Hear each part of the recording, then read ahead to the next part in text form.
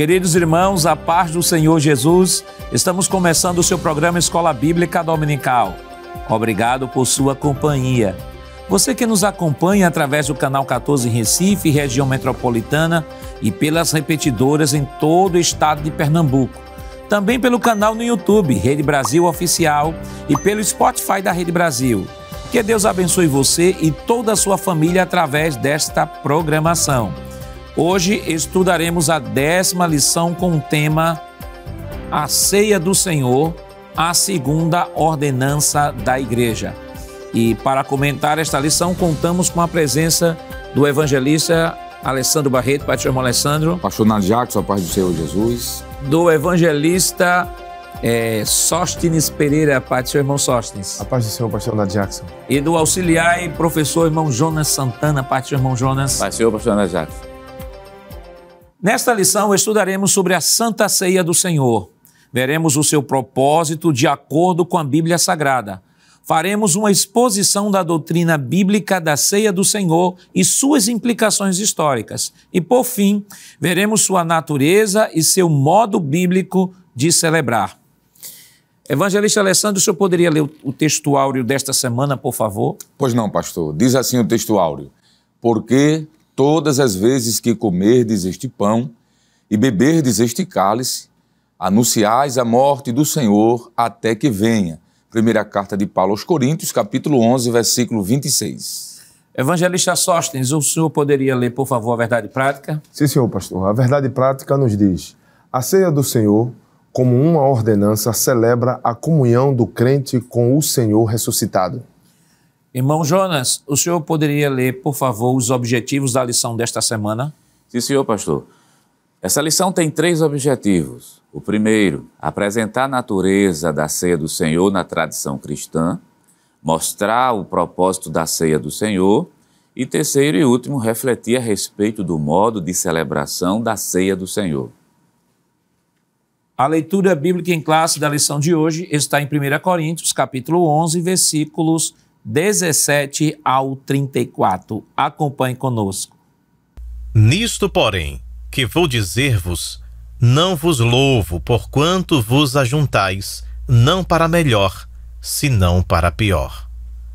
Porque, antes de tudo, ouço que, quando vos ajuntais na igreja, há entre vós dissensões, e em parte o creio. E até importa que haja entre vós heresias, para que os que são sinceros se manifestem entre vós. De sorte que, quando vos ajuntais num lugar, não é para comer a ceia do Senhor, porque, comendo, cada um toma antecipadamente a sua própria ceia, e assim um tem fome e outro embriaga-se. Não tendes, porventura, casas para comer e para beber? Ou desprezais a igreja de Deus e envergonhais os que nada têm? Que vos direi? Louvar-vos-ei? Nisso não vos louvo, porque eu recebi do Senhor o que também vos ensinei, que o Senhor Jesus, na noite em que foi traído, tomou o pão, e, tendo dado graças, o partiu e disse: Tomai, comei, isto é o meu corpo que é partido por vós. Fazei isto em memória de mim. Semelhantemente também, depois de cear, tomou o cálice, dizendo: Este cálice é o Novo Testamento no meu sangue. Fazei isto todas as vezes que beberdes em memória de mim. Porque todas as vezes que comerdes este pão e beberdes este cálice, anunciais a morte do Senhor até que venha. Portanto, qualquer que comer este pão ou beber o cálice do Senhor indignamente, será culpado do corpo e do sangue do Senhor. Examine-se, pois, o homem a si mesmo, e assim coma deste pão, e beba deste cálice. Porque o que come e bebe indignamente, come e bebe para a sua própria condenação, não discernindo o corpo do Senhor. Por causa disso, há entre vós muitos fracos e doentes, e muitos que dormem. Porque, se nós nos julgássemos a nós mesmos, não seríamos julgados. Mas, quando somos julgados, somos repreendidos pelo Senhor, para não sermos condenados com o mundo. Portanto, meus irmãos, quando vos ajuntais para comer, esperai uns pelos outros. Mas, se algum tiver fome, coma em casa, para que vos não ajunteis para a condenação. Quanto às demais coisas, ordená-las-ei quando for ter convosco. Queridos irmãos, estamos iniciando o seu programa Escola Bíblica Dominical, esta oportunidade, estudando a lição de número 10, que tem como título A Ceia do Senhor, a segunda ordenança da Igreja. Semana passada estivemos estudando a lição de número 9, que teve como título Batismo, a primeira ordenança da Igreja. E semana passada nós aprendemos o batismo como uma ordenança, o autor trabalhou esse conceito de ordenança e sacramento, e nós aprendemos que o batismo não é um sacramento, o batismo é uma ordenança. Aprendemos também os símbolos, o símbolo e o propósito do batismo, a nossa identificação com Cristo, testemunho da fé cristã. Nós aprendemos também semana passada e concluímos a nossa lição aprendendo sobre a fórmula trinitária do batismo e o método do batismo, que é o método bíblico do batismo, que é o método por imersão. Esta semana estamos estudando a segunda ordenança do nosso Senhor Jesus Cristo, a ceia do Senhor, que está diretamente ligada à lição que nós estudamos semana passada. Mas antes de nós iniciarmos o comentário da nossa lição, nós queremos chamar a sua atenção, professor de escola dominical, que é importante, como sempre pontuamos aqui, você estude a lição antecipadamente, durante toda a semana, reserve aí meia horazinha aí para você estudar a lição da escola dominical, esteja durante toda a semana revendo o conteúdo que vai ser apresentado no domingo ou qualquer outro dia da semana, a depender do contexto e realidade onde você se encontra. Mas o mais importante é que você prepare, que você estude, porque como esta lição, assim como as demais, mas especificamente nós estamos tratando de doutrina da igreja, isso requer do professor um preparo, requer que o professor também não só olhe os versículos que estão sendo citados pelo autor, mas você confira cada versículo no texto sagrado, verifique a que assunto está relacionado cada texto, porque quando você chegar em sala de aula, você terá maior segurança na abordagem da lição e, consequentemente, o crescimento, o desenvolvimento e a edificação produzida pela exposição da lição da escola dominical será ainda maior. É importante lembrar que a escola dominical, nós como professores de escola dominical assumimos um compromisso com Deus e com a direção da escola, com o pastor e com a direção da escola, de seguirmos o roteiro da revista da lição de canto a canto. Toda a lição tem 3 pontos e subtópicos. É importante que no planejamento você contemple todos esses tópicos, não em nenhum momento acabe se omitindo de falar algum tópico em decorrência, em prejuízo a outro. De repente, há professores que dizem assim, olha, a lição estava tão boa que a gente não saiu do primeiro tópico. Na verdade, o que a gente pode perceber não é que a lição estava boa, é que não houve um planejamento adequado. É claro que Deus pode sim trazer naquele momento ali da abordagem da escola dominical, somos pentecostais, cremos na contemporaneidade dos dons perfeitamente, Deus pode dar uma palavra diretiva ali, um momento específico, você pode abrir um parêntese na sua abordagem, trazer aquela mensagem que Deus está ali direcionando, agora fechar o parêntese, não deixar o parêntese aberto, porque senão o que é que acontece? A escola dominical perde a sua características. É importante que o professor seja metódico, seja didático, é o momento do discipulado cristão, é o momento da escola dominical e, como tal, nós devemos seguir essas balizas que foram estabelecidas por nossos pais e que tem como resultado a igreja que nós temos hoje, tem como resultado o fortalecimento da fé da igreja por meio da escola dominical. Se bem, claro, que não é apenas a escola dominical que produz esse fortalecimento, mas como estamos falando de escola dominical, estamos nos focando exclusivamente nesse ponto específico.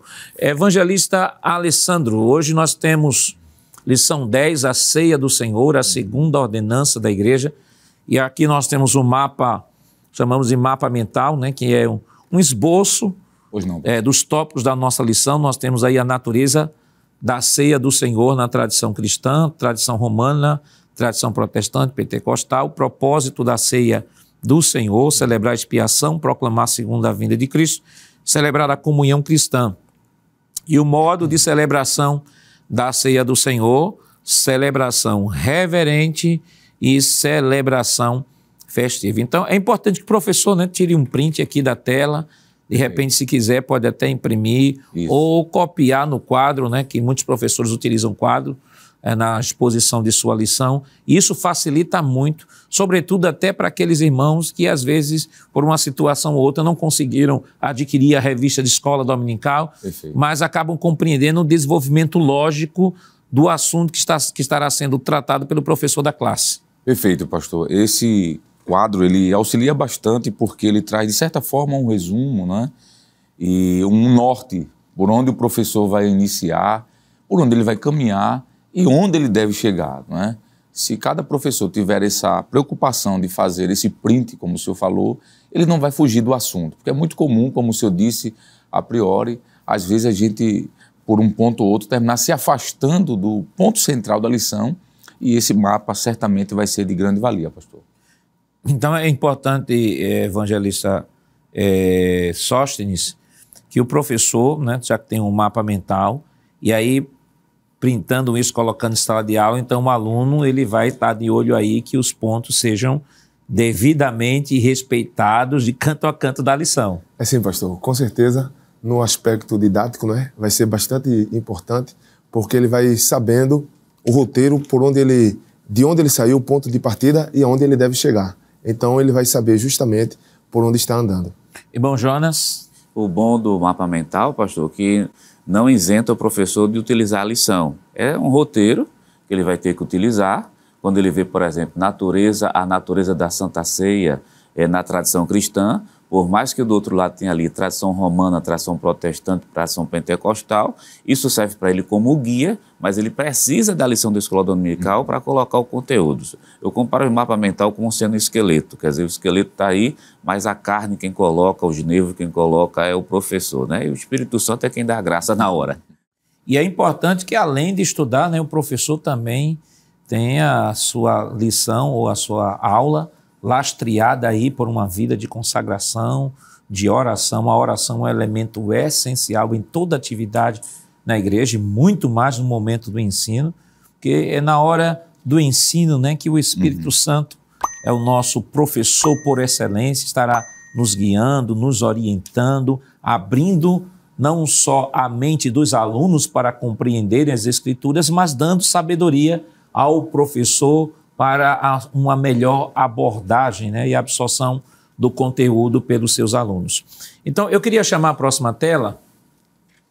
Próxima tela, por favor. Nós temos aí a natureza da ceia do Senhor na tradição cristã. Na tradição romana, na tradição protestante e a posição pentecostal. Evangelista Alessandro, às vezes, assim, por exemplo, nós temos aí alguns termos, né, que comumente não faz parte do repertório linguístico de alguns irmãos da nossa igreja. Claro, alguns que, de fato, se têm a curiosidade e começam a ler livros, sobretudo de teologia, aí entendem essa questão da tradição romana, tradição protestante e tal. Mas o pastor ele colocou a natureza da ceia do Senhor na tradição cristã, porque ele vai estabelecer uma linha histórica a partir de uma abordagem ao longo da história sobre esse ponto. E eu queria chamar a próxima tela. A próxima tela nós temos aí um mapa mental também que vai ajudar muito. E eu queria que o senhor pudesse dar uma visão geral, né, para o professor que não está familiarizado ainda com com essas terminologias, né? Transubstanciação, consubstanciação, tradição protestante, tradição romana, ou a posição pentecostal. Queria que o senhor botasse isso aí de maneira bem mais, ainda muito mais clara da forma que está, né? Mais clara ainda, para aqueles irmãos que não têm tanta familiaridade com essas expressões. Pois não, pastor. Se o senhor me permite, antes de forma direta para esse quadro, é bom a gente lembrar que quando nós falamos de ordenança, nós estamos falando de um dito que o próprio Jesus orientou a igreja que fizesse. Foi estudado na semana passada de que o batismo é uma ordenança. A pregação do evangelho é uma ordenança também, porque quando há o verbo no imperativo, Jesus disse, ide pregar, isso é uma ordenança da igreja. A pregação do evangelho é uma ordenança. Mas Jesus disse logo em seguida, batizai. Observe que o verbo está no imperativo. E aqui, em relação à Santa Ceia, ou à ceia do Senhor, tem um texto, pastor, que é o texto de Lucas, capítulo 19, a partir do versículo de número 15 em diante, Jesus vai estabelecer aqui esse rito e ele vai colocar como uma ordenança. Lembrando que esse rito, ele de alguma forma substitui ou tem a mesma essência, do ponto de vista simbólico, da Páscoa para os judeus.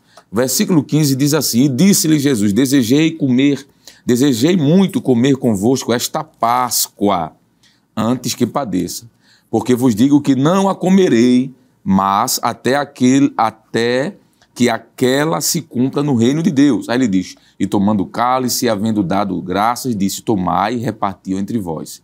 Porque vos digo que já não beberei do fruto da vida até que venha o reino de Deus. Aí ele diz, e tomando pão, e havendo dado graças, partiu e deu-lhe dizendo, isto é o meu corpo, que é por vós partido. Aí aqui está o verbo imperativo. Ele diz assim, fazei, aqui é onde está a ordenança, em memória de mim. E depois ele diz, semelhantemente, tomou o cálice depois da ceia, dizendo, este é o cálice do Novo Testamento, no meu sangue, que é derramado por vós. Então, é uma ordenança. Jesus disse, fazei. Ele disse, pregai.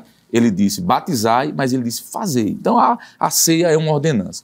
Então, vindo aqui, pastor, para esse quadro que está muito bem elaborado, vamos tentar aqui de forma prática explicar isso. Na tradição romana, a ideia da ceia é de que o corpo e o sangue de Jesus, de forma literal, estão apresentados ali naqueles dois elementos. É uma interpretação literal do texto. Quando Jesus disse, isto é o meu corpo, isto é o meu sangue, o entendimento da teologia romana chega à conclusão de que, de forma literal, aquele elemento do pão e do vinho é o sangue. Só que essa interpretação, pastor, ela não passa no crivo de uma análise textual simples. Por exemplo, quando Jesus disse que ele era a porta, Jesus era uma porta, de fato? Obviamente que não. Quando ele disse, por exemplo, que ele era o pão da vida, ele era o pão de forma literal? Obviamente não. Ali está uma linguagem figurada. Então, a ideia da transubstanciação, que os elementos se transformam literalmente no corpo e no sangue, não passa por um crivo simples das Escrituras, pastor. Mas o ponto seguinte, dentro da tradição agora protestante, nós temos aqui a ideia do corpo, agora não é mais a transubstanciação, mas agora é a consubstanciação. Na tradição protestante, né?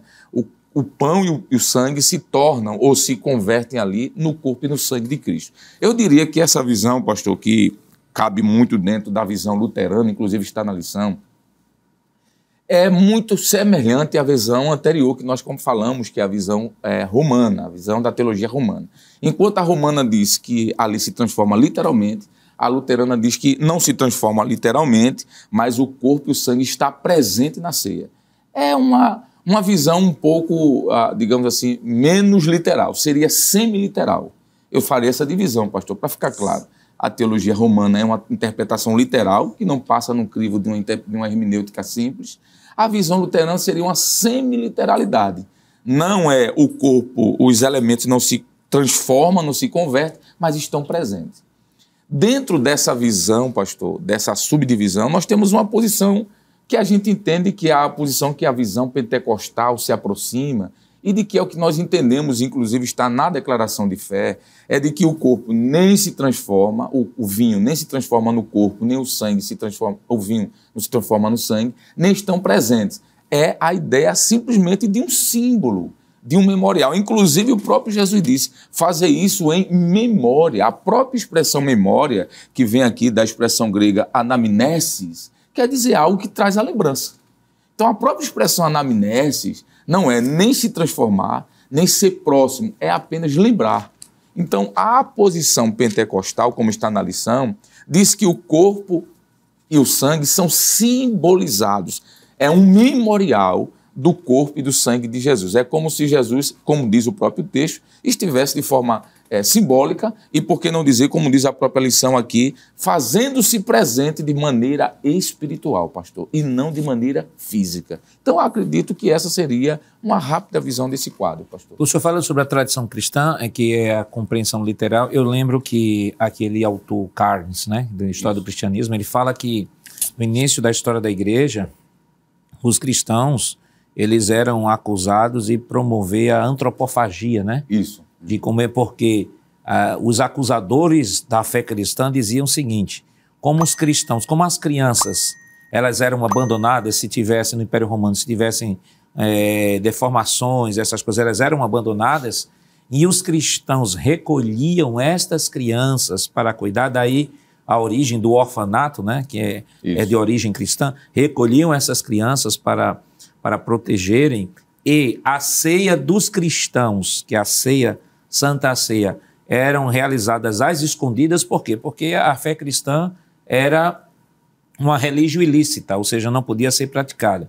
Então, os acusadores da fé cristã diziam assim, que os cristãos recolhiam as crianças para comerem as crianças e beberem o seu sangue, porque Jesus tinha dito, fazer isso em memória, isso é literalmente, eles entendiam literalmente como carne e sangue. E aí acusaram os cristãos de promover a antropofagia, que é canibalismo. O canibalismo, de alguma forma, né? De comer a carne das crianças e beber o sangue das crianças. Quando, na verdade, era um símbolo.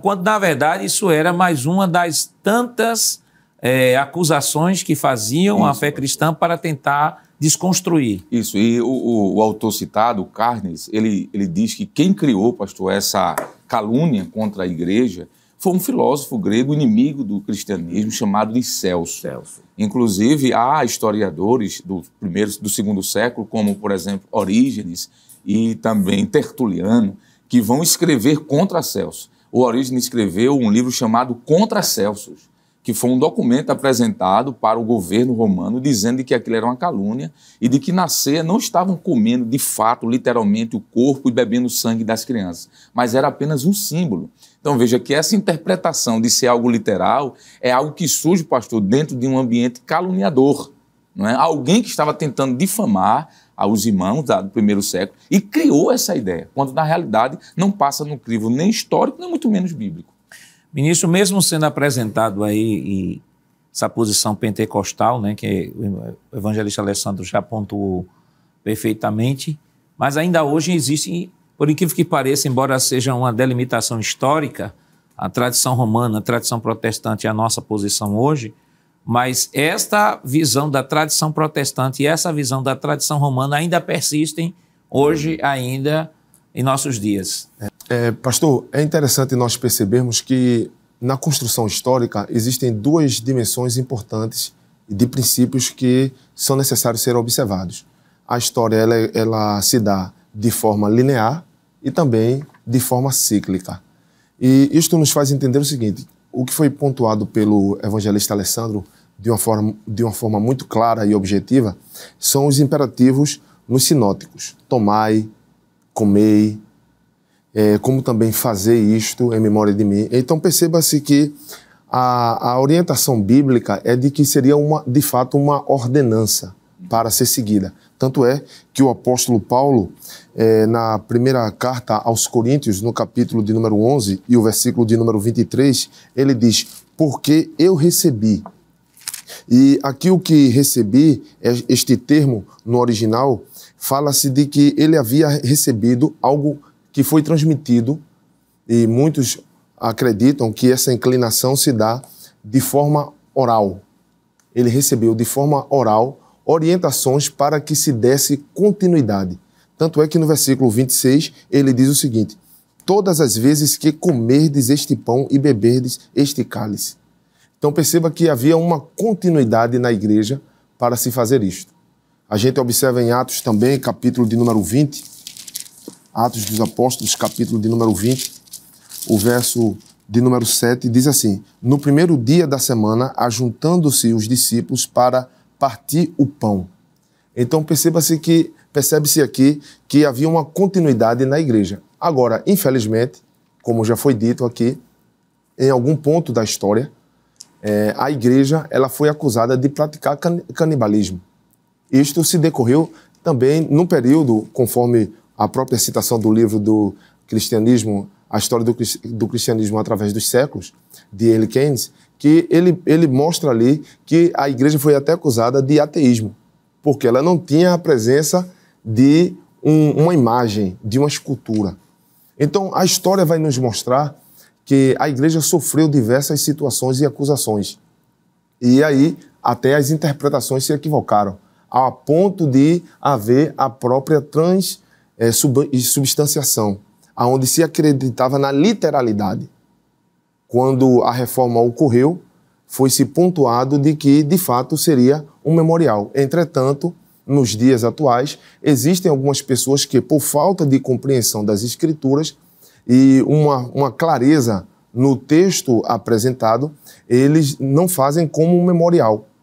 E, de fato, pode acontecer em alguns casos específicos de pessoas que, de fato, ainda, conforme até conversamos em momento particular aqui, de pessoas que, pela tradição, pegam o pão, colocam o vinho em cima daquilo que sobrou da Santa Ceia, e alguns enterram, alguns não querem tocar porque consideram aquilo ali sagrado, entendendo que até depois do ato da Santa Ceia, ali está literalmente o corpo de Cristo, o sangue de Cristo, enquanto aqueles objetos eles foram utilizados de forma de memorial. Concluindo esta fala, pastor, eu gostaria de só ler aqui um pequeno pensamento que está na nossa declaração de fé, que diz assim: tendo Jesus ministrado pessoalmente os dois elementos aos seus discípulos, fica cabalmente demonstrado que as expressões isto é o meu corpo e isto é o meu sangue não são literais, mas referem-se a uma linguagem metafórica. Então, mesmo que hoje ainda aconteça alguns equívocos por parte de alguma interpretação, nós temos a declaração de fé que vai justamente afirmar o que a Bíblia já deixa claro para nós, que era simplesmente corpo e sangue no sentido de uma linguagem metafórica. Eu lembro, irmão Jonas, que na época de adolescente, né, essa lição ela vem num bom momento porque, além de reforçar essa doutrina, né, a doutrina da igreja, uma das mais belas doutrinas da fé cristã, há muitas pessoas novas na igreja, muitos novos convertidos, que às vezes, como o evangelista falou, acabam absorvendo aquilo que eu digo, muito conhecimento da tradição oral, que acabam não se sustentando na Escritura. Eu lembro que na época de adolescente, né, se falava o seguinte, olha, você não pode tomar mais de 2 ceias no mês. Você só pode tomar uma ceia, porque se você tomar de 2 ceias, isso é pecado, porque a ceia é suficiente para lhe santificar o mês inteiro.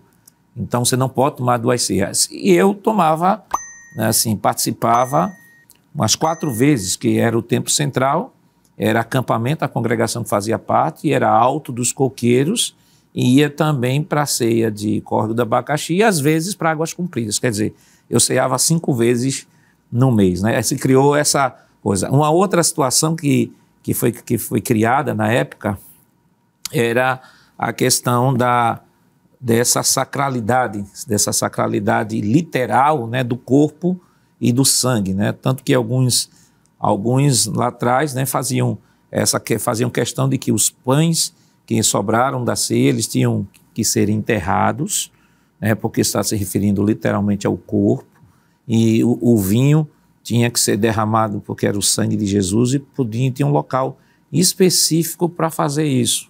Na verdade, a gente sabe que era a simplicidade dos grandes homens de Deus, a simplicidade, acabavam não compreendendo que isso, de alguma forma, estava incutido aí no universo do conceito, essa ideia da literalidade, né? E que a gente sabe, e a própria declaração de fé traz essa declaração. Eu queria trazer a próxima tela aqui, por favor, da nossa declaração de fé.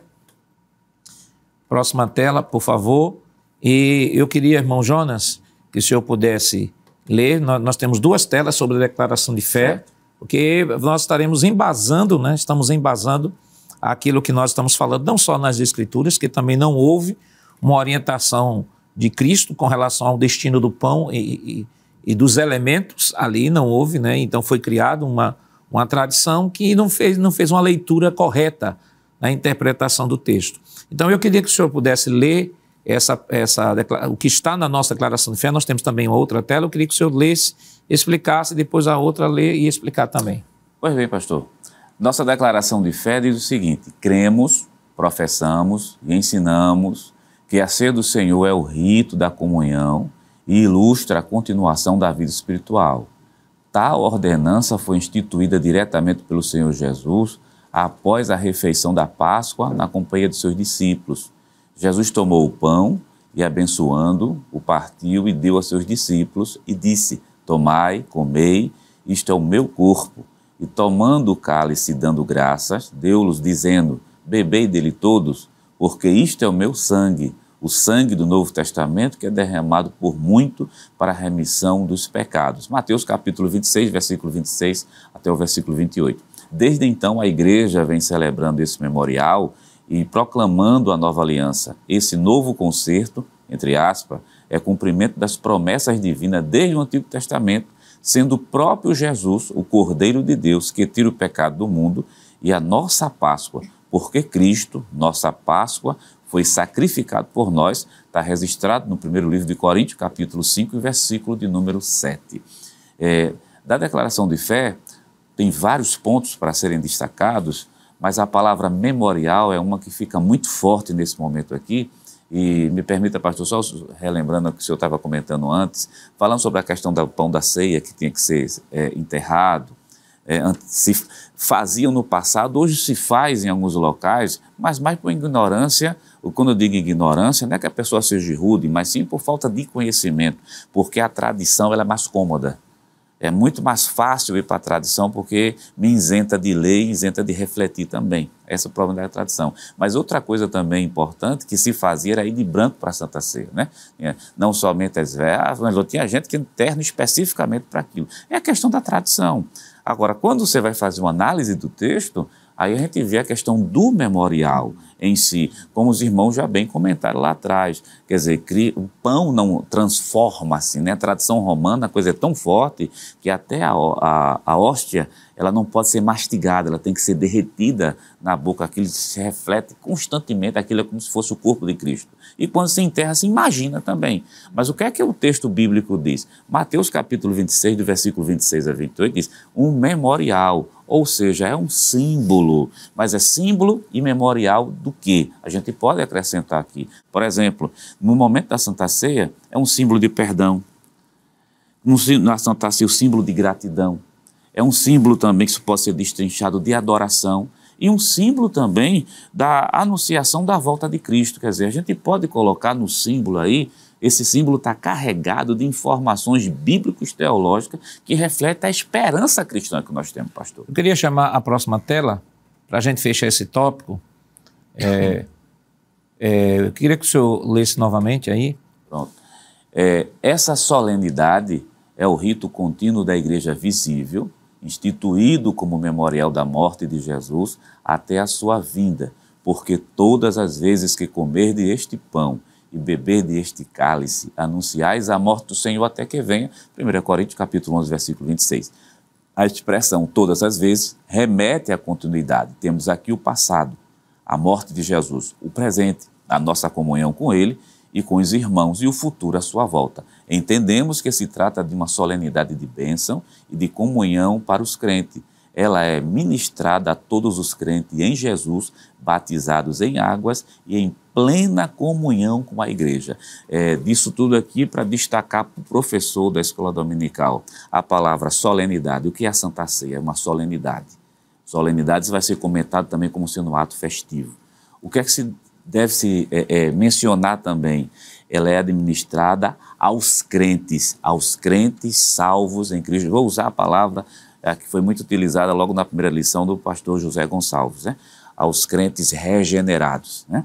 E outra, aos crentes batizados em água. Então é o regenerado, batizados em água, que participa da solenidade e é um rito contínuo. Se o professor puder deixar isso bem claro para a igreja, ou melhor, para a sua sala, então ele vai ser muito feliz.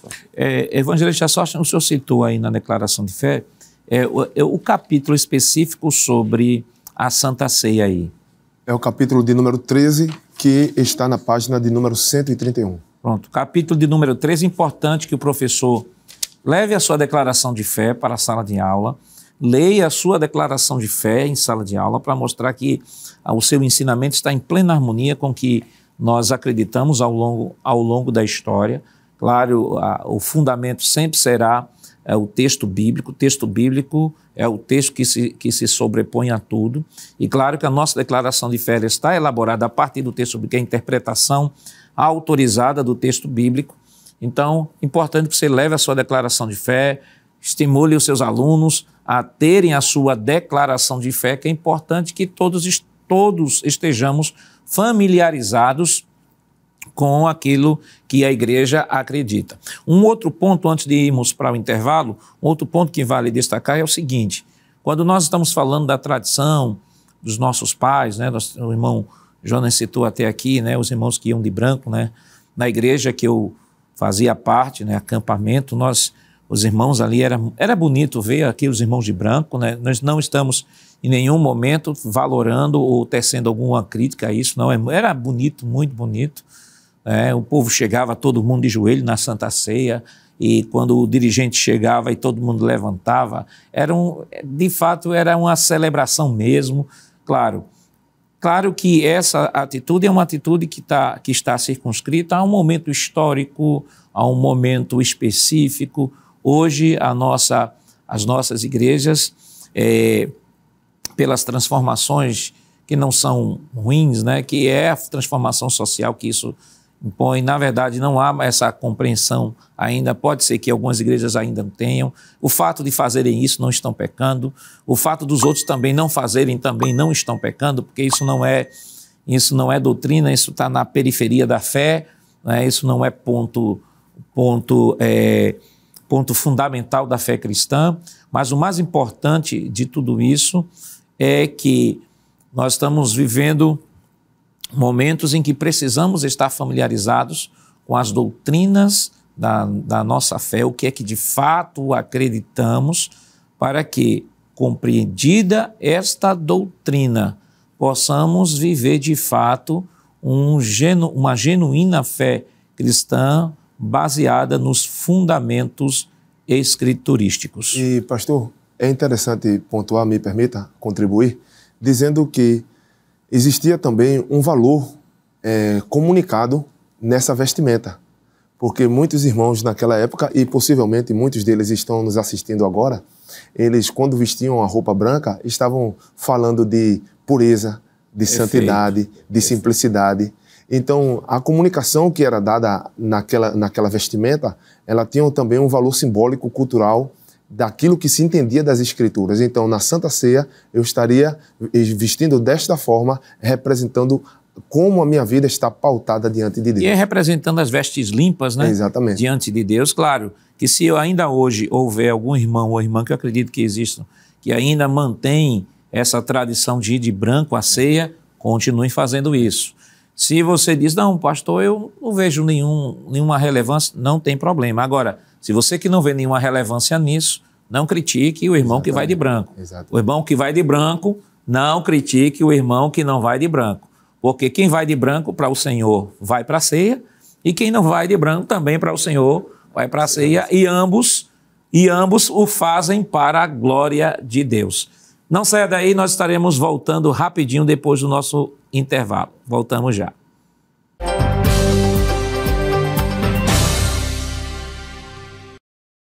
Queridos irmãos, estamos de volta em seu programa Escola Bíblica Dominical, esta semana estudando a 10ª lição, que tem como título A Ceia do Senhor, a segunda ordenança da Igreja.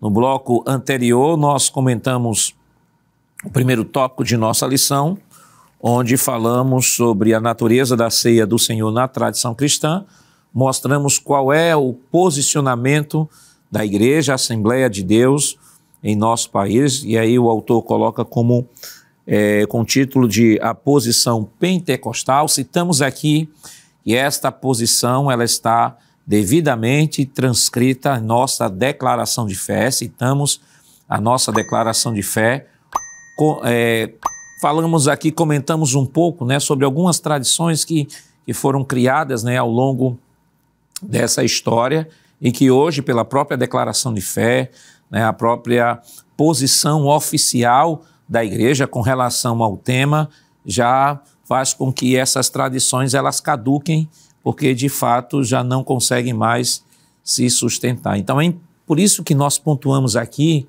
a importância do aluno estar na escola dominical, do aluno se familiarizar com a declaração de fé, porque é importante até para a compreensão de nossa identidade assembleiana. Então, queridos irmãos, nós vamos agora para o segundo tópico de nossa lição, o propósito da ceia do Senhor. E aí, evangelista Alessandro, falar sobre o propósito da ceia não é em nenhum momento tornar o crente impecável, né? Porque há pessoas, como já citamos aqui, algumas tradições orais, né, diziam que davam conta de que se você tomasse a ceia, você ficava santificado por todo o mês até que você tomasse a outra ceia, tornava o crente praticamente blindado ao pecado, e que de fato a gente sabe que o propósito da ceia não é esse, né? O propósito da ceia é celebrar a expiação de Cristo. Sem sombra de dúvida, pastor. Mas se o senhor me permite, estou aqui com o desejo de, antes de responder o senhor de forma direta, voltar a um ponto que foi comentado aqui na lição, que foi quando o senhor disse que, quando era mais jovem, participava de mais de uma ceia, né? E o senhor estava reproduzindo o que a igreja primitiva fazia. Há vários documentos chamados de pais da igreja, ou pais apostólicos, que são pessoas ou documentos. E um deles, como o Didaquê, por exemplo, o pastor de Hermas e outros, comentam que a ceia era celebrada semanalmente na igreja primitiva. Todos os domingos pela manhã, os irmãos participavam da ceia. Então, o senhor estava cumprindo o que a igreja primitiva fazia. Glória a Deus. E uma outra coisa, pastor, se o senhor me permite também, antes de responder diretamente sua pergunta, é que essas pessoas que, de forma respeitosa, de forma pia, diria eu, né, piedosa, ainda sepultam, ou, desculpe-me, enterram o corpo achando que ali é literalmente o corpo de Cristo, há uma coisa tão simples de resolver. O nosso Cristo não está morto, ele está vivo. E não enterra ninguém vivo, só enterra alguém que está morto. Perfeito. Então, se eu entendo que ele ali é o Cristo, eu estou enterrando alguém que está morto, mas ao terceiro dia ele reviveu. Pastor, indo agora para a sua pergunta sobre quais propósitos da ceia do Senhor, a própria lição diz que um dos primeiros propósitos, pastor, é celebrar a expiação realizada por Cristo no Calvário, não é? Quando nós participamos da ceia, nós estamos dizendo de que Cristo, ele pagou o preço por nós. Quando ele pegou o corpo, pastor, e partiu, ele disse, isto é o meu corpo que é partido por vós. De forma simbólica, ele estava dizendo, olha, se isso é o meu corpo, ele estava dizendo, houve uma encarnação, o verbo se fez carne.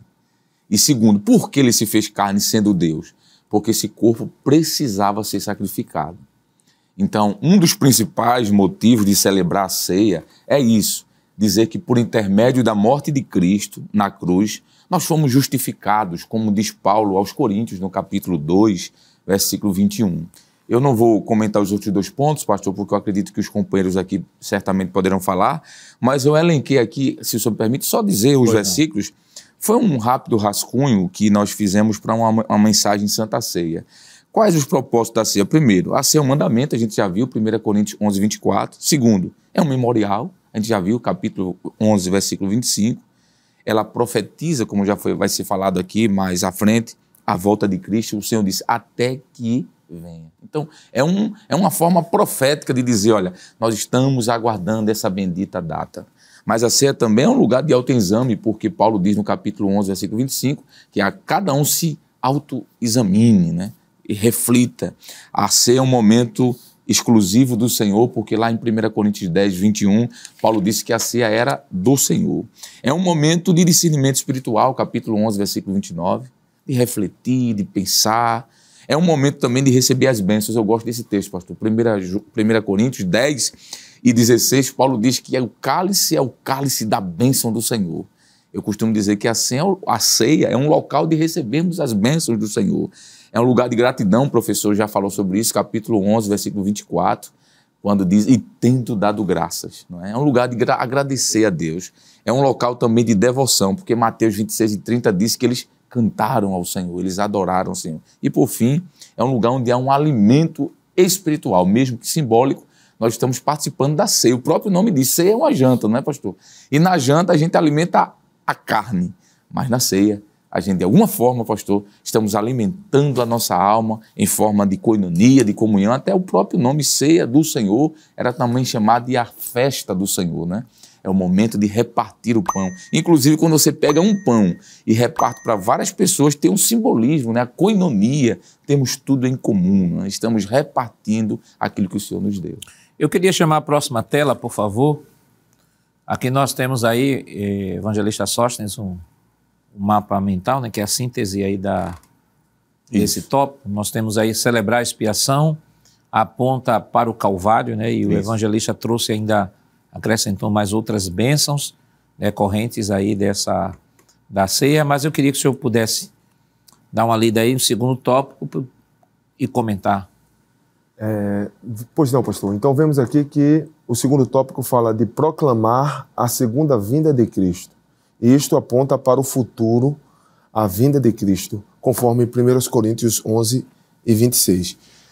Me permita, pastor, dizer que depois, se o evangelista Alessandro quiser compartilhar conosco o esboço, que já serve para uma santa ceia também. Perfeitamente. E ele vai ter que dar. Bondade. Sim, senhor. Sim, senhor. Então, meus queridos, eu gostaria, pastor, de pontuar para os professores que estão preparando, porque a lição também ela é apologética. E não há como voltarmos ao ponto da transubstanciação. Especialmente quando pensamos no propósito. Porque imagine como a transubstanciação compromete a doutrina da expiação. Verdade. Por exemplo, o sangue de Jesus foi derramado antes do tempo, porque eles começaram a beber, supostamente, o sangue de Cristo antes do Calvário. Isso. Compromete a doutrina da encarnação. Finalmente, se aquilo ali é literal, quem foi que estava falando se o corpo e o sangue estavam sendo distribuídos? Então, compromete até a doutrina da encarnação. Sim. Dito isto, pastor, sobre a questão da necessidade apologética da nossa abordagem, eu gostaria de dizer que o texto bíblico ele é bastante claro. O próprio Jesus disse em Mateus 26 e 29, e digo-vos que, desde agora, não beberei deste fruto da vide até aquele dia em que o beba de novo convosco no reino de meu Pai. Estas palavras foram palavras de Cristo, de Jesus. Essas palavras foram reproduzidas também por Paulo, quando ele disse aos Coríntios que nós anunciamos nesta reunião a morte até que ele venha. Então nós percebemos aqui que a esperança da igreja ela é proclamada neste momento. Qual é a esperança da igreja? Não é de que nós nos reunimos aqui e encerramos a nossa fé dentro desta reunião, mas estamos anunciando que ele vem, ele voltará. Então, todas as vezes que fazemos esta reunião da Santa Ceia e ali compartilhamos do pão e bebemos do cálice, nós estamos dizendo, estamos fazendo isso aqui agora, mas em breve ele estará fazendo isto conosco e em breve ele voltará. Essa é a nossa esperança. Todas as vezes, ainda que alguém não esteja anunciando no sentido da pregação, da palavra proclamada, mas o nosso ato proclama por si só a volta do Senhor Jesus Cristo. Verdade. O senhor falou isso, eu lembrei uma época que o povo judeu estava disperso, aí o Estado de Israel ainda não havia sido estabelecido, E o judeu, os historiadores dizem que quando os judeus, irmão Jonas, celebravam a Páscoa em países, né, nos seus países, os países que viviam, né? Que viviam, aí eles celebravam a Páscoa e diziam assim, no próximo ano em Jerusalém. Porque eles tinham a esperança do Estado, da formação do Estado, que de fato aconteceu em 47, né? 47, 48. Que Deus abençoou e hoje é o Estado, né? Então, a exemplo desses judeus que celebravam a Páscoa e diziam, próximo ano em Jerusalém, nós celebramos a Santa Ceia e dizemos, Senhor, se o Senhor quiser, hoje, num banquete celestial, Amém. Lá na tua presença. Com certeza, tenho certeza que a Santa Ceia, como já foi mencionado aqui, esses verbos que estão aparecendo aqui no mapa mental apontam, né? Aponta para o passado, né? Quer dizer, para o Calvário, aponta também para o futuro. Claro que vai apontar também para o presente, que é outro tópico, mas aponta para o futuro. Qual é o futuro? No momento da Santa Ceia, existe a expectativa da igreja que ela irá participar das bodas do Cordeiro. Quer dizer, é isso que deve ser lembrado naquele ato, naquele momento.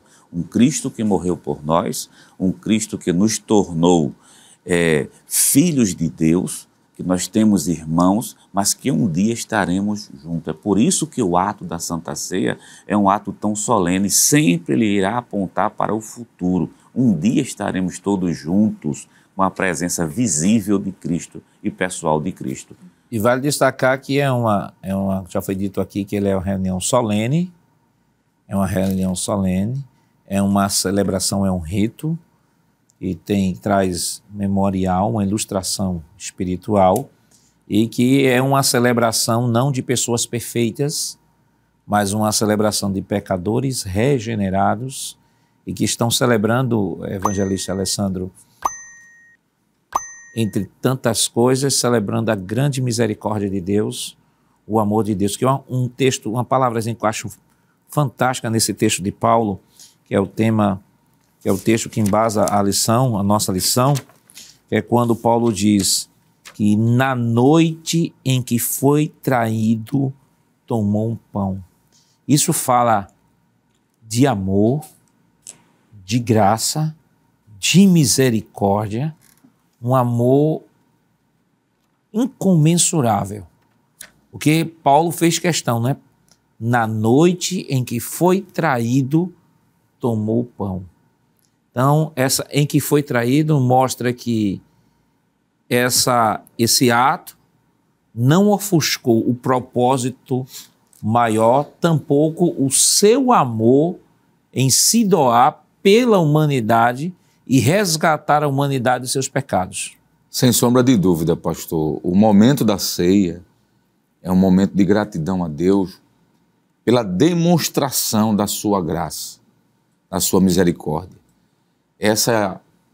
A citação que o senhor fez de Judas, né, que foi o discípulo que traiu a Cristo, ele foi tratado, pastor, da mesma forma como os demais. Inclusive, Jesus não disse nem o nome dele, significando que a oportunidade estava ali, facultada a ele, para que, se ele quisesse, pudesse até refletir, eu entendo assim, e se arrepender. Se não fosse Judas, ia ser outro, alguém ia trair Jesus. Mas essa graciosidade de Deus está na ceia. E uma coisa que eu acho também bonito é porque Jesus, mesmo sabendo que ia ser traído, ele deu graças a Deus. Ele adorou ao Senhor. Às vezes a gente tem motivos, entre aspas, de estar cabisbaixo no momento de ceia, de não ir ao culto. Mas Jesus nos ensina, pastor, que a ceia é um momento de estar ali presente, não é? É um momento de estar agradecendo a Deus por aquele privilégio de ali estar comungando com os irmãos. E uma outra coisa também, pastor, que me veio na mente aqui, é que a ceia é uma celebração exclusiva para os salvos. Quando a gente vê Jesus aqui nessa ceia, estava ali apenas os apóstolos. Jesus ama os pecadores. Jesus pregou, Jesus visitou, Jesus foi na casa, mas no momento da ceia, ele chamou apenas os apóstolos. A ceia é um local para os redimidos. Um não crente pode estar nos ouvindo agora, pastor, dizer, eu quero participar da ceia. Então faça como os apóstolos fizeram. Largaram tudo e seguir a Cristo. Lá, quando Paulo escreve, ele escreve para uma igreja, a igreja de Corinto. Então, isso é direcionado a crentes. E se é crentes, entende-se que são regenerados, por mais que sejam falhos, como o Senhor disse. Porque a ceia é composta por crentes, pessoas. E é bom, pastor, lembrar de que quando Paulo disse, examine-se, pois, a si mesmo e coma, é porque a ceia é um momento também, pastor, de bênçãos espirituais, mas pode ser também um momento, pastor, de requerimento de Deus.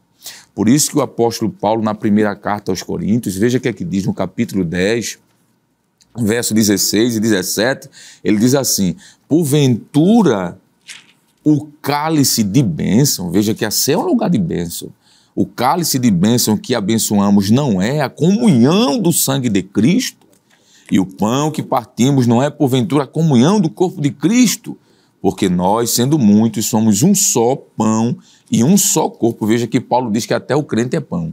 Então até a transubstanciação cai por terra aqui, não é? Porque nós, sendo muitos, somos um só pão. Cada crente faz parte do pão porque faz parte do corpo místico, né? E um só corpo, porque todos participamos do mesmo pão.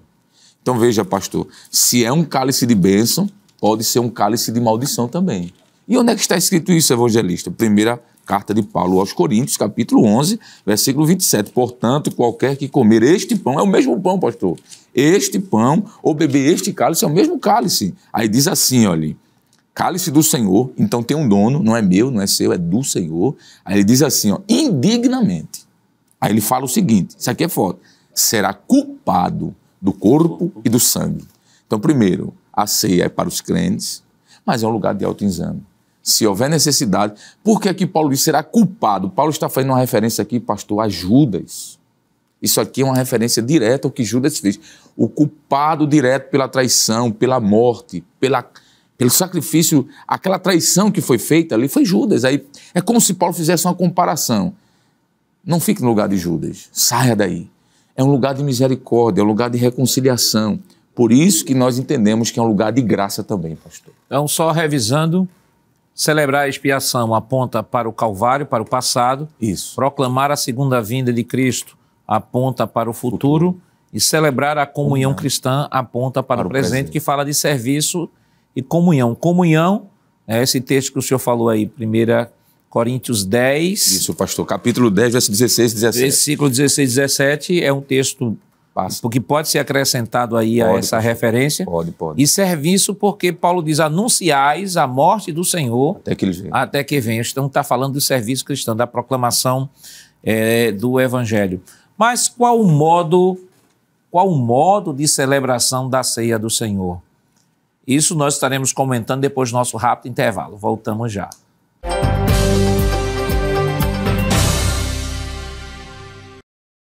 Queridos irmãos, estamos de volta para o último bloco de seu programa Escola Bíblica Dominical. Esta semana estamos estudando a 10ª lição, que tem como título A Ceia do Senhor, a segunda ordenança da Igreja. No bloco anterior, nós falamos sobre o propósito da Ceia do Senhor e vamos agora para o modo de celebração da Ceia do Senhor. Primeiro tópico, o que é participar indignamente. Segundo subtópico, uma celebração reverente. E o terceiro tópico, uma celebração festiva. Evangelista Alessandro, esse eu digo que é um dos tópicos mais importantes dessa lição, porque ela vem trazer aqui, esse tópico, ele vem trazer muitos esclarecimentos com relação a essa ideia de indignidade com relação à ceia. Primeiro, que é importante que o professor, nós temos um texto maravilhoso aí do apóstolo Paulo, 1 Coríntios 11, 17 ao 34, um texto que é importante que o professor ele se debruce sobre o texto, Sim. Leia o texto, se possível, leia o texto em outras versões que isso vai ajudar ainda muito no esclarecimento. Então, é importante que o professor se debruce sobre esse texto e entender o contexto em que o texto ele é produzido, para depois passarmos para a compreensão do que esse texto de fato está nos instruindo, está trazendo para nós.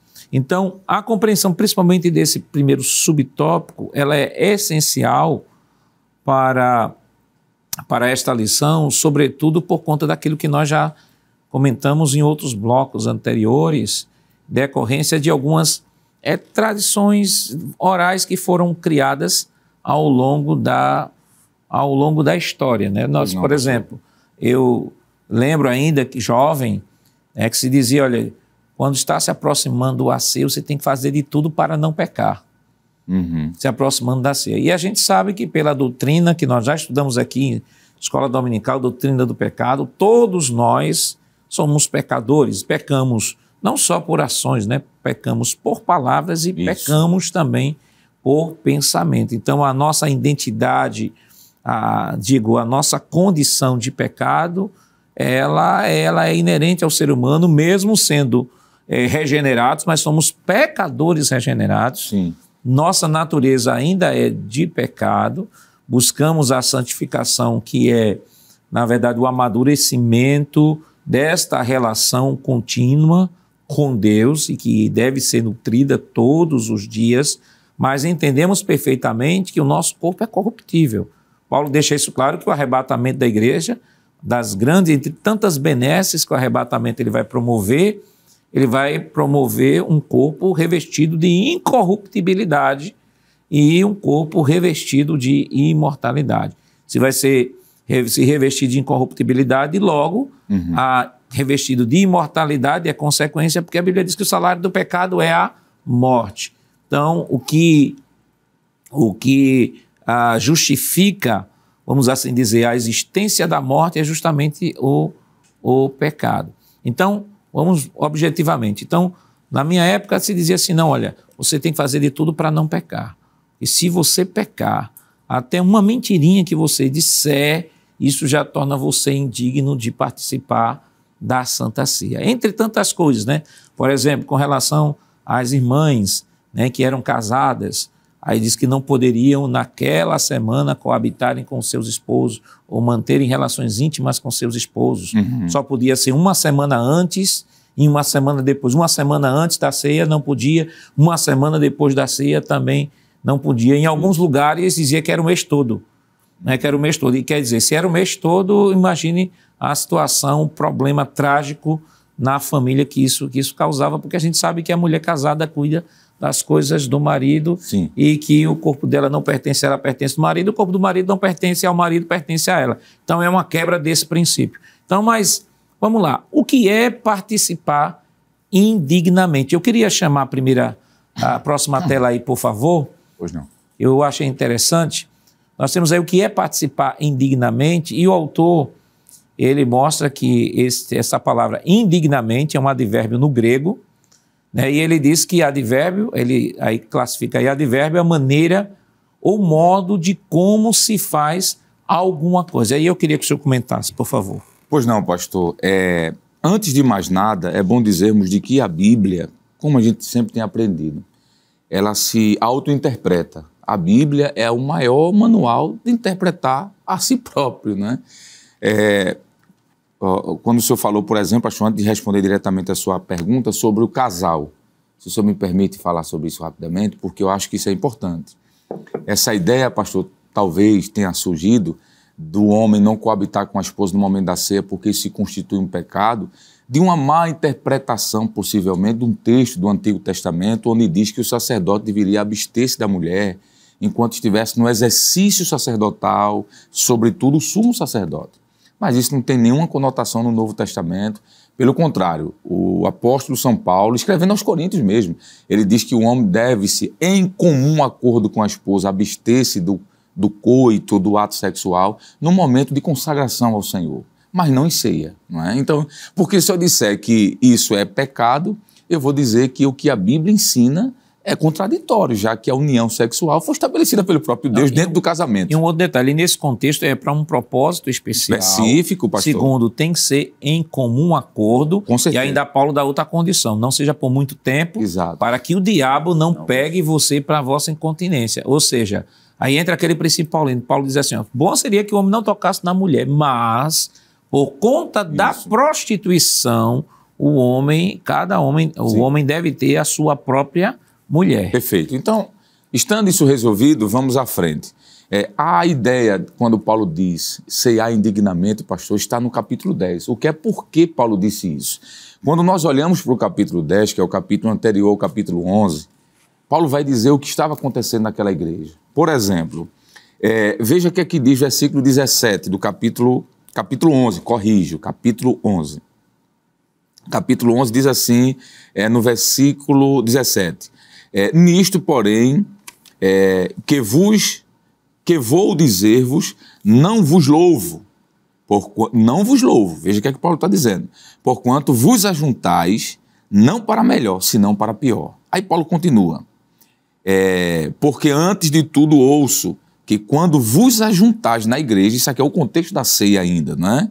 Há entre vós dissensões, e em parte eu creio. Aí Paulo continua, versículo 20, de sorte que quando vos ajuntais no lugar, não é para comer a ceia do Senhor, porque comendo, cada um toma antecipadamente a sua própria ceia, e assim um tem fome e outro embriaga-se. E aí Paulo continua, pastor, não tendes porventura casas para comer ou para beber e tal. No versículo de número 23, Paulo diz, porque eu recebi do Senhor o que também vos ensinei. Ele vai começar a falar sobre a ceia.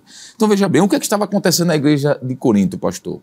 Muitos estavam indo para a igreja cometendo glutonarias, muitos estavam indo para a igreja dentro da contexto de Corinto, embriagados, dissensões, inclusive Paulo fala de heresias, divisões na igreja, e isso tudo fazia com que aqueles que estavam nessa condição estivessem diante do Senhor como que indignos, já que a ceia, como já foi falado, é um memorial e é um local onde nós vamos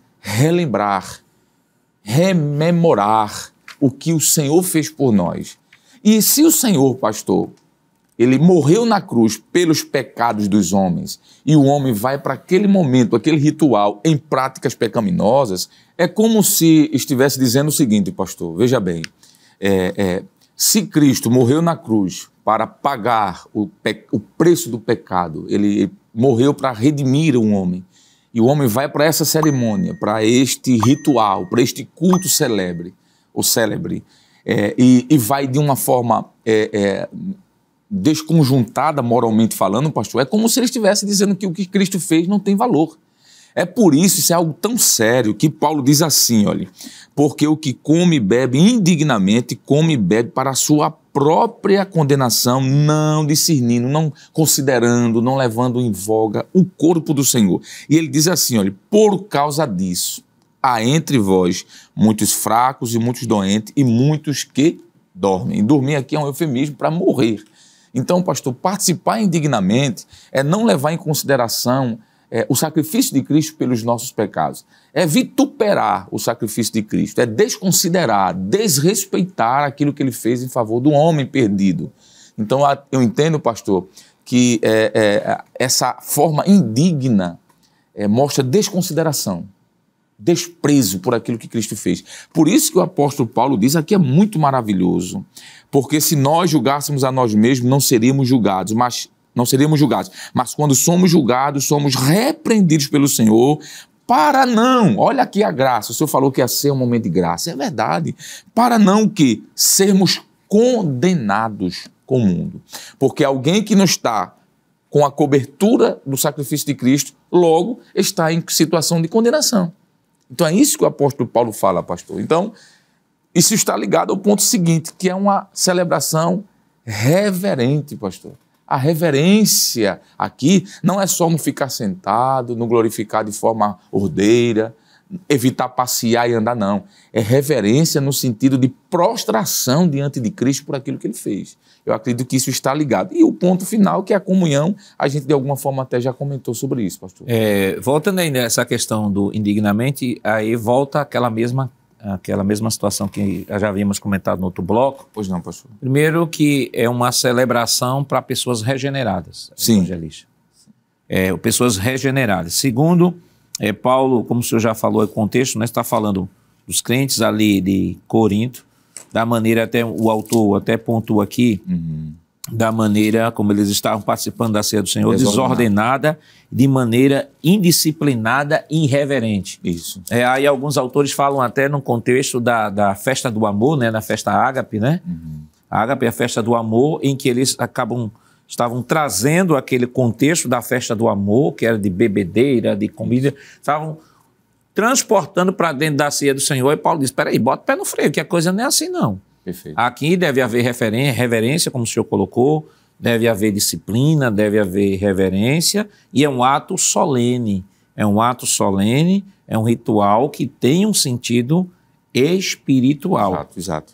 E aí, evangelista Sóstenes, nós vamos aí para o segundo tópico, que fala de uma celebração reverente, e aí nós temos em cima, o autor falou sobre o advérbio, né? Ele vai falar que era a maneira, né? Está falando indignamente da maneira como eles realizavam a ceia, e aqui o evangelista já citou que eles celebravam de maneira indigna, de maneira indisciplinada e de maneira irreverente e desordenada.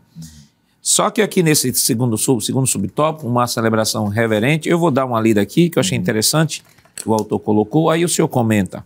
Ele diz assim, se em lugar de um advérbio que indica modo ou maneira, Paulo tivesse usado um adjetivo que indica estado, qualidade ou natureza, então ninguém poderia participar da ceia pelo fato de que ninguém é digno. É aquilo que nós comentamos aqui, que todos os pecados destituídos estão da glória de Deus, mesmo sendo regenerados, mas somos pecadores regenerados, continuamos ainda pecando por nossa própria natureza. Agora, claro, não deliberadamente no pecado, porque se um cristão vive deliberadamente no pecado, ele voltou, ele da graça, ele decaiu e voltou a ser escravo novamente do pecado. Aí ele diz assim, como mostramos, não é esse o caso. É verdade que não participamos da ceia do Senhor porque somos dignos, mas pela graça de Deus. Aí ele continua dizendo, contudo, ninguém seja tentado em pensar que, pelo fato de ser um pecador alcançado pela graça, pode participar da ceia vivendo deliberadamente em pecado. Se a simples maneira irreverente de celebrar a ceia atrai o juízo divino, o que dizer então de quem participa com pecados não confessados? Pecado não confessado atrai o juízo divino, que é isso que o evangelista acabou de falar. É assim, pastor. Entendendo como o senhor bem pontuou, que a questão da dignidade não é um qualificativo, mas um modo, como o próprio autor indica, então nós iremos perceber o seguinte, que o contexto histórico ali apresentado pelo apóstolo Paulo, as pessoas estavam chegando nas reuniões para celebrar a Cristo e, de alguma forma, Cristo estava à parte da proposta. Então, é interessante percebermos aqui que, quando ele diz assim, que eles não deveriam participar indignamente, tem uma versão siríaca que é semelhante a uma versão etíope, que diz assim, esta celebração não pode ser feita por não regenerados. Os não regenerados eram aqueles que não entendiam de fato o propósito daquele memorial. Então, por isso, eles iam para comer, para se alimentar e se satisfazer, até mesmo com bebida e até mesmo com a glutonaria, o alimento excessivo. Então, Paulo vai resgatar justamente os elementos que Cristo apresenta após a ceia. Depois dele ter tido aquela ceia pascual, então, o que é que ele faz? Ele toma o pão e toma o cálice.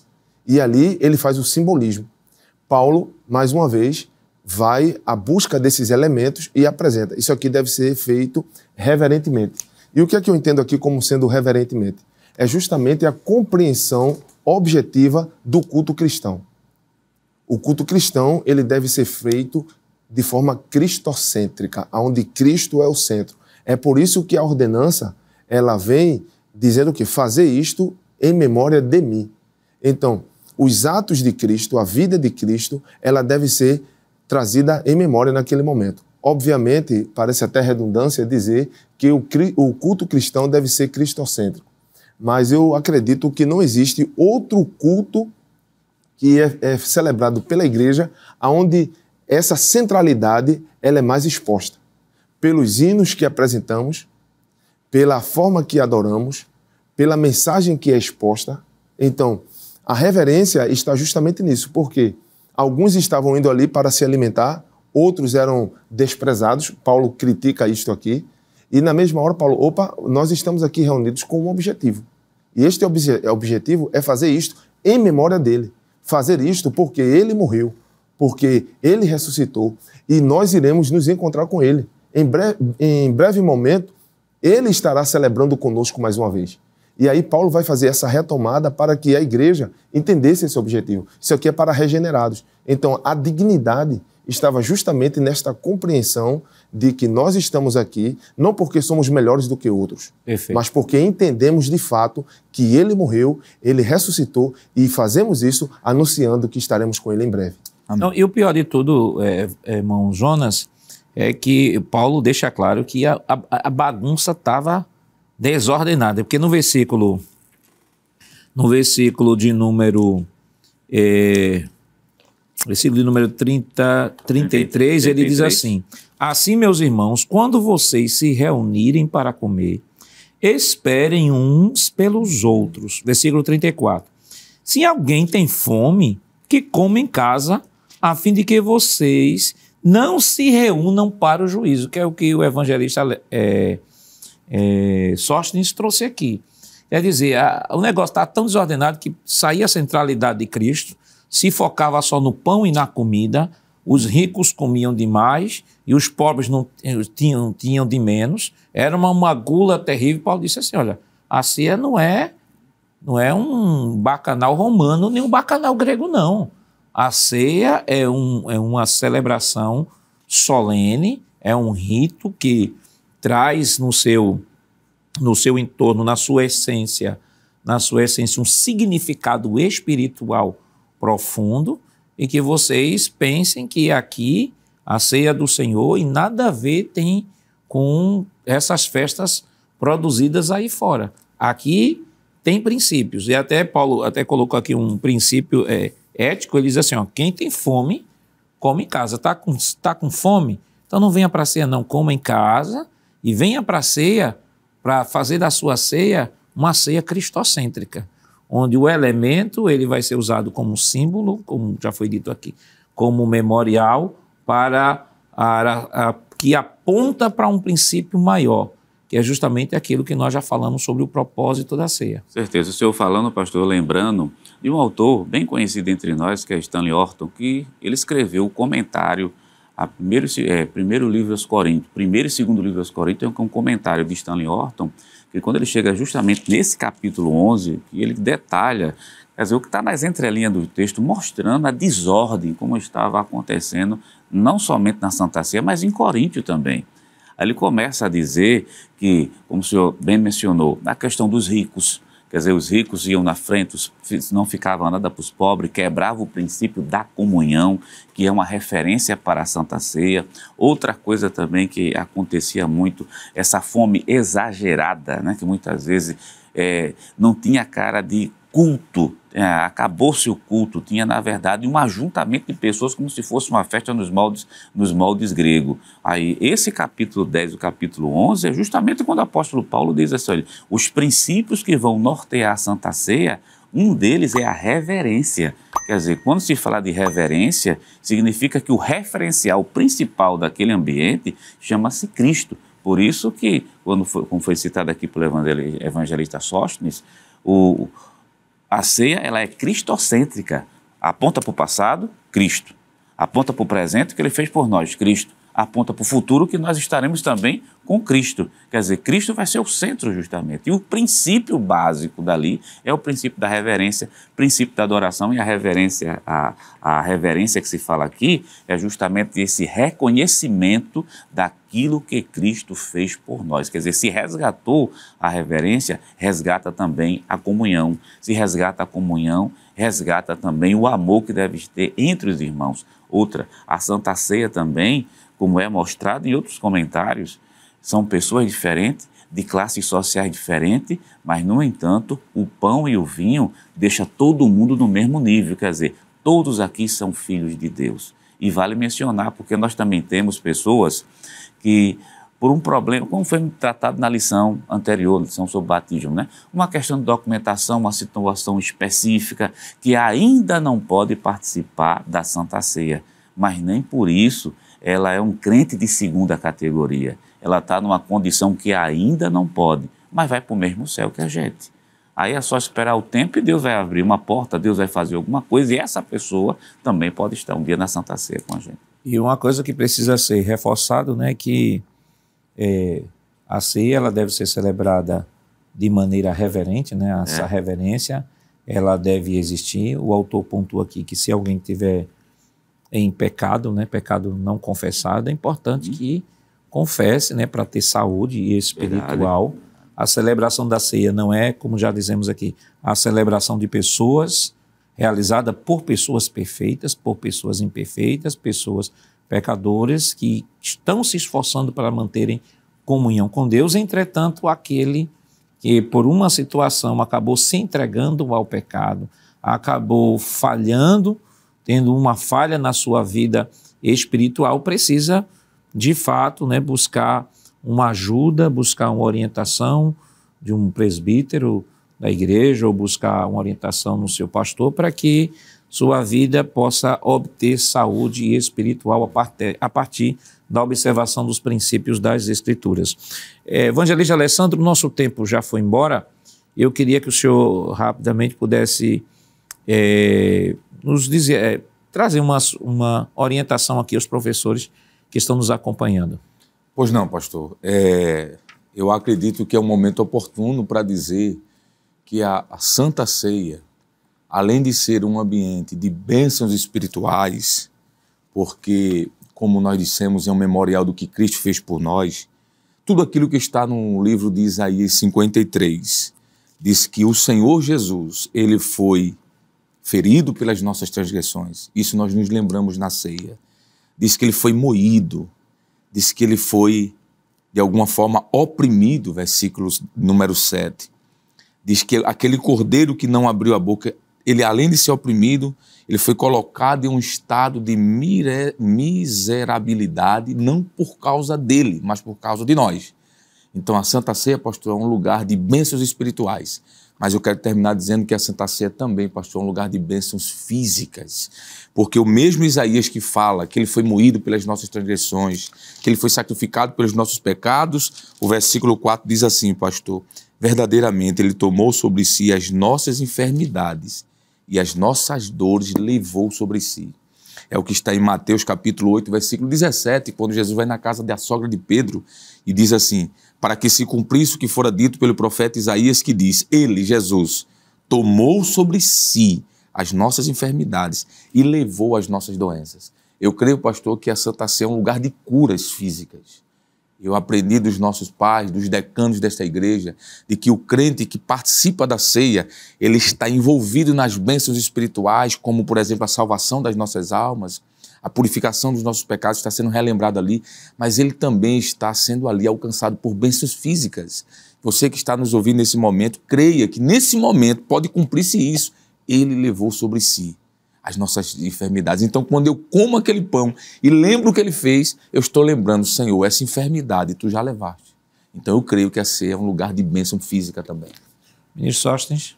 Pastor, eu gostaria de me dirigir aos professores, pedindo a eles para que eles estimulem os alunos a compreenderem a questão da continuidade desta ordenança, não fazendo uso desta ordenança de forma esporádica, como algumas pessoas, às vezes, estão fazendo. Indo à Santa Ceia a cada 6 meses, uma vez por ano. Tem pessoas que não estão tomando a Santa Ceia de forma contínua, como a igreja primitiva fez e como já foi aqui mencionado até pela Didaquê e pelos pais apostólicos. Nós temos na nossa igreja, na Assembleia de Deus, pelo menos uma vez por mês, este encontro com este propósito. E por que isso é importante? Porque isto vai gerar a recomendação paulina, que diz: examinai. Esta autoexaminação vai justamente evitar uma mente cauterizada, para que de forma digna estejamos sempre em comunhão com o Senhor. Então, acredito que se cada professor gerar esse estímulo nos irmãos, nós estaremos celebrando a Santa Ceia continuamente e de forma vigilante, mantendo uma vida de comunhão plena com o Senhor. Bom, Jonas. O professor da Escola Bíblica Dominical, ele deve lembrar também, entre tantas coisas que já foi falado aqui sobre a Santa Ceia, mas é um ponto importantíssimo. Lembrar que no ato da Santa Ceia, a nossa mente, nossa vida tem que estar se remetendo para o futuro, porque um dia estaremos com o Senhor. É um momento muito oportuno para se lembrar do arrebatamento da igreja e das bodas do Cordeiro. Portanto, professor, né, esteja orientando aí os alunos, se porventura tem algum membro da igreja que, por uma situação de enfermidade, não foi alcançado naquele período pela Santa Ceia, que possa procurar aí o presbítero da congregação, informar, que com toda certeza a igreja estará prestando essa assistência àquele irmão enfermo que por algum motivo não pôde estar naquele dia na escola ou na igreja, né, para participar desse dia tão solene. E os irmãos também, né, que às vezes trabalham muito e não têm tempo de estar na igreja, dependendo do horário de trabalho, também procurem lá na sua igreja local, procure por meio do presbítero da congregação, qual é o momento, como é que você pode participar, mas não deixe de participar desse ato solene, que com toda certeza você será grandemente abençoado por Deus. Que Deus continue lhe abençoando em nome de Jesus. Queridos irmãos, depois de uma lição tão maravilhosa, vamos orar. Evangelista Sóstenes, por favor. Conforme o pastor Nadir Jackson nos orienta, oremos. Senhor, nosso Deus, nosso Pai, louvamos o Teu nome por este programa, louvamos o Teu nome, Senhor, pela oportunidade que a Tua igreja tem para transmitir, meditar na Tua palavra. Nós queremos Te agradecer pela vida do nosso amado pastor presidente, Senhor, pela disponibilidade da Rede Brasil. Queremos Te agradecer por cada um que esteve aqui envolvido, Senhor. Continua com as Tuas mãos estendidas sobre a superintendência das escolas dominicais, na pessoa do pastor Nadir Jackson, de cada um que dá o suporte aos professores, aos dirigentes. Que a Tua igreja possa ser edificada pela Tua palavra. Assim nós oramos e Te agradecemos em nome de Jesus. Amém. Chegamos ao final deste programa. Hoje estudamos a 10ª lição com o tema A Ceia do Senhor, a segunda ordenança da Igreja. Na próxima semana veremos a 11ª lição com o título O Culto da Igreja Cristã. Não esqueça, o programa Escola Bíblica Dominical vai ao ar na TV toda sexta-feira às 21h30 e no sábado às 16 horas. Também está disponível no formato podcast no Spotify e nosso canal no YouTube, Rede Brasil Oficial. Se inscreva, ative o sininho e compartilhe nossa programação. Obrigado por sua companhia e até o próximo programa. Que a graça do nosso Senhor Jesus Cristo, o amor de Deus nosso Pai, a comunhão do seu Santo Espírito estejam com todos hoje para todos sempre. Amém. Amém.